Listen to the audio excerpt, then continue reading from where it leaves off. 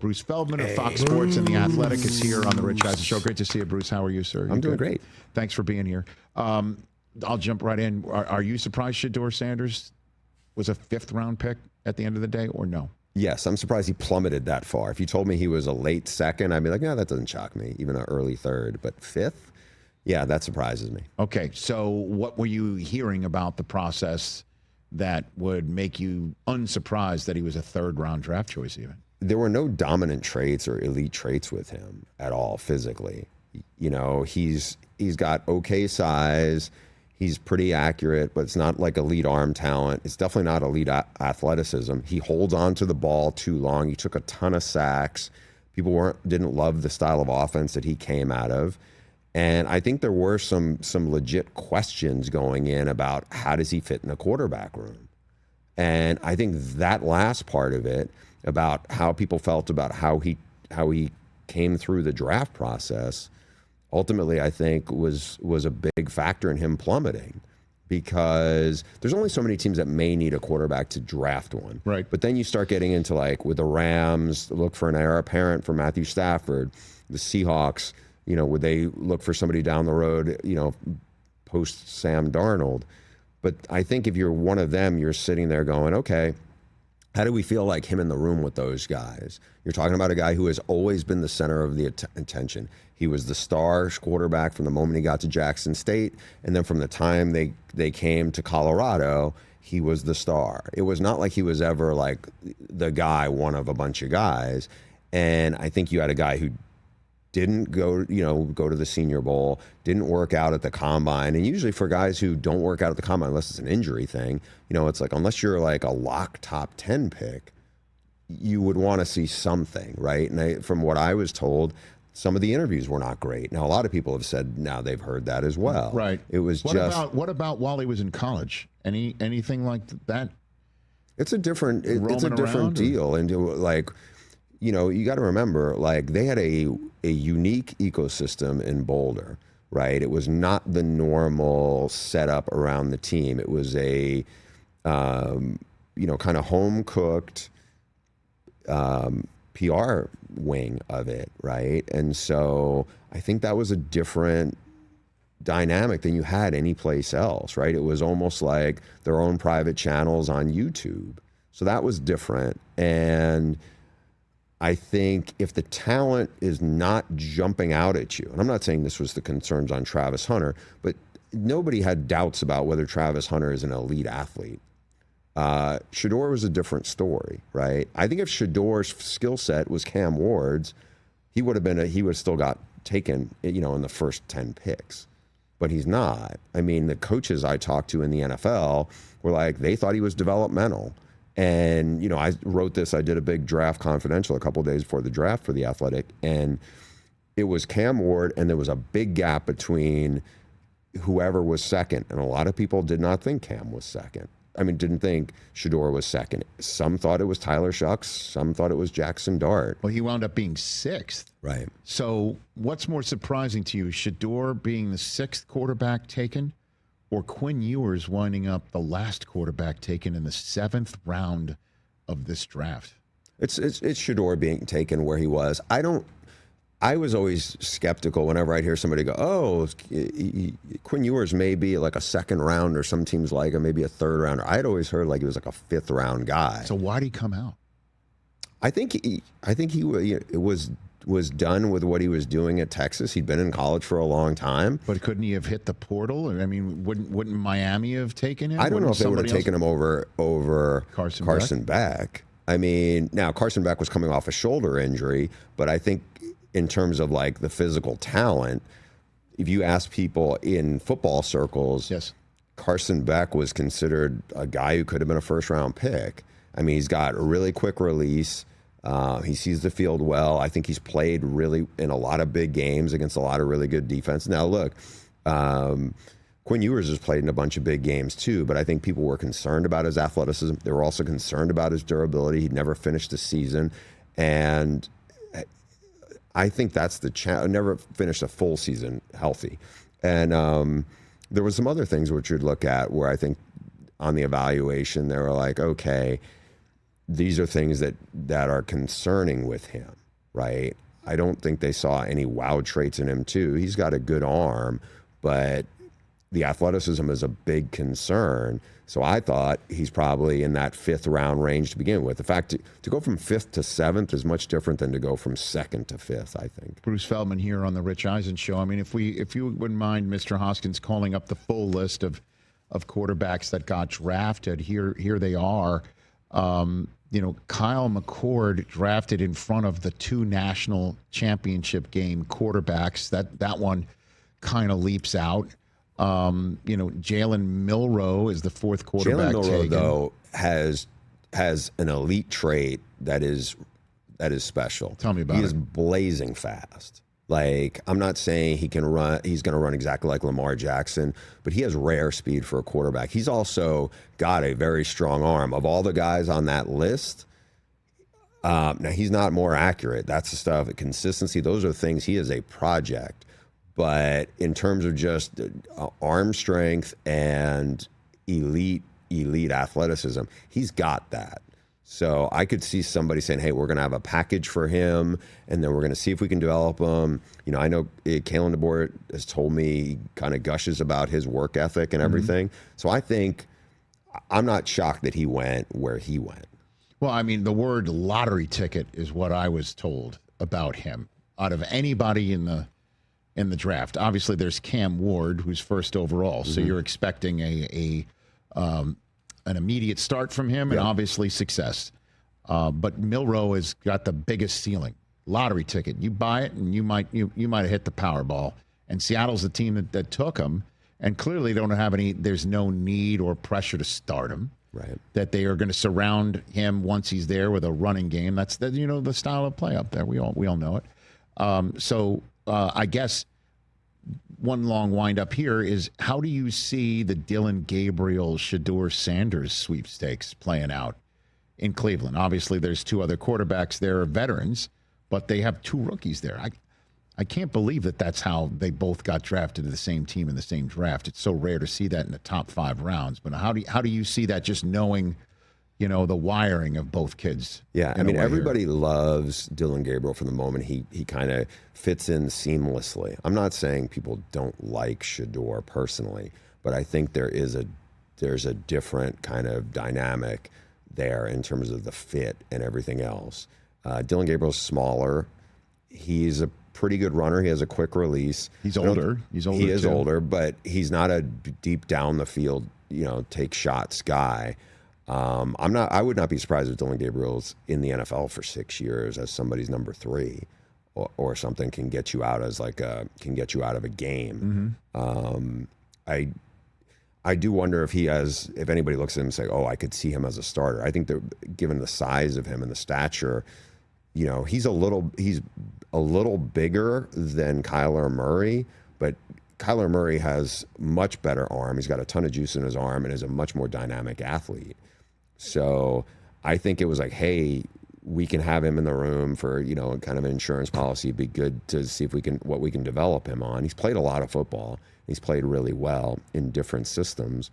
I think Shedeur, to me, is the one where if you don't like how he responds to this situation and what he's come out of, and maybe he doesn't take some things and kind of turn it in his direction, it's not hard to cut the guy who is the 144th pick in the draft. Right. He's already shown up, and I don't know. I might be, biased or glass half full. I think the kid is going to, take this as seriously as it appears. That you're right. 144th overall picks get thrown on the August waiver wire every single year, over and over and over again. And it doesn't matter what your last name is or your college resume. It really matters about what you do right now. I've got a couple more minutes left here with Bruce Feldman from Fox Sports and The Athletic. I want to ask you about a couple of narratives coming out of the draft, and you tell me what your thoughts on it. Number one, narrative is that Travis Hunter will not be able to replicate the number of snaps in the professional level as he did in Colorado. What do you know about the way that Dion handled him with the 2 coordinators and meeting rooms and the snaps and the games that could actually translate to the NFL? It could. We've just never seen it, right? But we never saw anybody do what he did in college. The difference, obviously, is the caliber of players he's going up against, especially, and the offenses he's going up against are way different than what he's going to see in the NFL. So I think he's rare talent, right? Like, I don't think we've ever seen anything like it. I've covered college football for 25 plus years. Right. I've never seen anything quite like him. So I think he could be a tremendous receiver. I think he can be an even rarer talent at cornerback. And to be honest, if he's a kid who's a guy who can get 8-10 picks a year from that position, that can change games because possessions are even more momentous in the NFL than they are in college. So the people I talked to are a lot of on both sides of the ball in the NFL, coaches. Mm-hmm. I think they felt like he's a DB and you give him a package on offense and let him, in my story last week, I thought one of the DB coaches gave a great analogy about how cornerbacks are like starting pitchers in baseball. They're not like closers. You need to paint the whole picture and be out there. And I thought it was a really interesting window into that. Again, I think he's gonna be a star wherever he goes. I think it was great for that franchise to get him. Me too. I think it's awesome. It's the best thing that's happened to that franchise since they started in Canton, Ohio, in the whatever against the Panthers 35 years ago. You know what? I thought you were going to go with the drafting of Trevor Lawrence. No, it's better. It's bigger than that. I get why so? that. Well, yeah, because look what we've seen so far from Trevor. It's been like quarterbacks to me are way harder to tell who's going to be great and who's going to be okay. And Trevor still may turn out to be great, but it's not looking that way right now. I'd be really surprised, barring a bad injury for Hunter, if he's not an elite NFL player. Transformational. Yeah. Like he can be. And that's why I don't mind them making that trade. Daniel Jeremiah came on yesterday, said he's spoken to 15, 20 different people in the evaluation business, coaching, everybody. Not a soul thinks that Hunter is going to be able to replicate what he did in Colorado in terms of the number of plays on both sides of the ball. Done. And on top of it, he said he hasn't found a soul that thought that Cleveland shouldn't have done what they did, which is trade out, get one in their back pocket for next year, get some more this year, start loading up on picks, which does lead me to my next question, Bruce Feldman. So many people are saying the Browns getting a first-round pick for next year, the Rams getting a first-round pick for next year. Everybody who didn't take their quarterback in this year's draft is saving up their powder for Arch Manning next year, that they assume he will be in the draft. What do you think, sitting here right now? That would be a great thing for Texas because that means he probably won the national title, I think. And look, right now, if you ask me, whatever date it is, April 30th or 28th or whatever. 29th. 29th. It's in the middle. Yeah. Got close. I got it surrounded. Right. They would be my preseason pick to win the national title, right? They've done really well in the portal. Everything I've heard from the people I trust inside Texas has been glowing about Arch. It's been glowing really from the time he's gotten settled in there. Mm-hmm. So I thought he handled every situation A+ in there. Does he get 1 year as a starter and then he jumps to the NFL? I don't know. I don't think anybody there. Everybody's just guessing, right? But I could see it. I think this will be a better quarterback draft, this next one, than what we just had, just because I felt like we had one real guy. And that real guy, was like a guy people thought was a 5th rounder this time last year. So it's often there is a guy or two.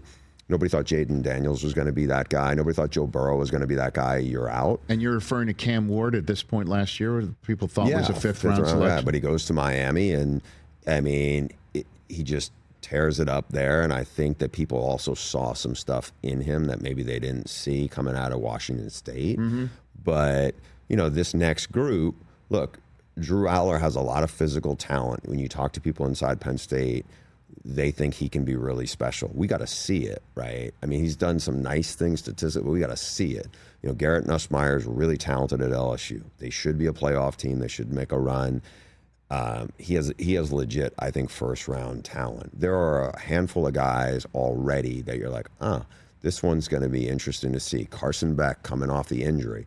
A year ago, people thought he was a first-round talent, and I could see him having a really good year. And what the past year has done for him. So I think this is a really good draft for quarterbacks, or will be, but you never know. You never know. But your assessment is that for Arch Manning to be in the draft next year, Texas has to win it all? Not they have to. Okay. But I just think they've come close the last years. I think if he does, then obviously he's completed the mission. That's my, But I guess everyone is basically saying, of course you're going to get an extra first round draft pick next year. Everybody's thinking about Arch. Everybody's already looking up.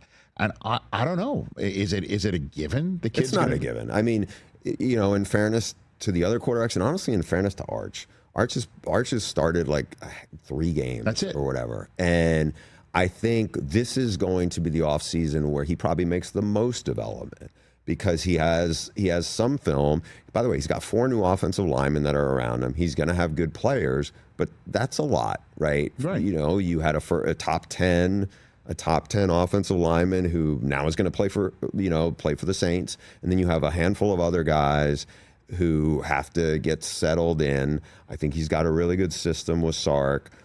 He's going to have really good receivers again, different ones, but some different ones. But I think that it's really for him just to learn on the field. And for all those things, you're going to be in the SEC. The target is really going to be on your back now. Like, I think they're going to be the preseason number 1.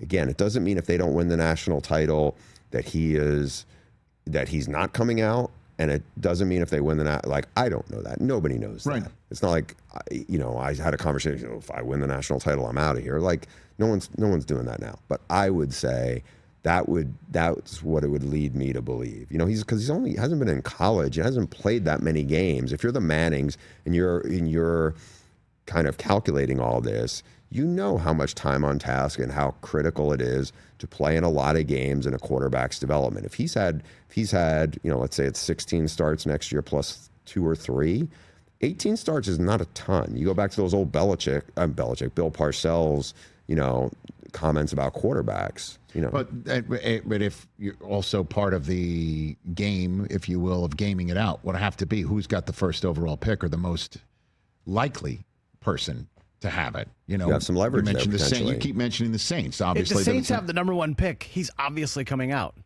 Well, I don't obviously, know. I don't know. There's a hometown aspect to it, but if they don't like the general manager or the coach or the ownership, he's not going there. They're a team going nowhere. They need some type of buzz. I know what they drafting need. the grandson of one of your best all-time players. I'm with you, Rich. I know what they need. What the Mannings need is ownership, general manager, and coach to not have their heads collectively in a particular orifice, and they will make sure Arch goes to the spot where it's all in line. And it's. I actually think Arch potentially could have more leverage than Eli did back, whatever it was, 20 years ago. Just because I don't think, again, we're putting so many carts before the horse right now. Yeah. But I think in terms of leverage, the fact that he, even if it goes great, he still only had started like 18 games. Now, the seasons are longer than in college than it used to be, but still. Man, thanks for the time, man. We'll have you on, as much as you're around, which is, it's that time of year.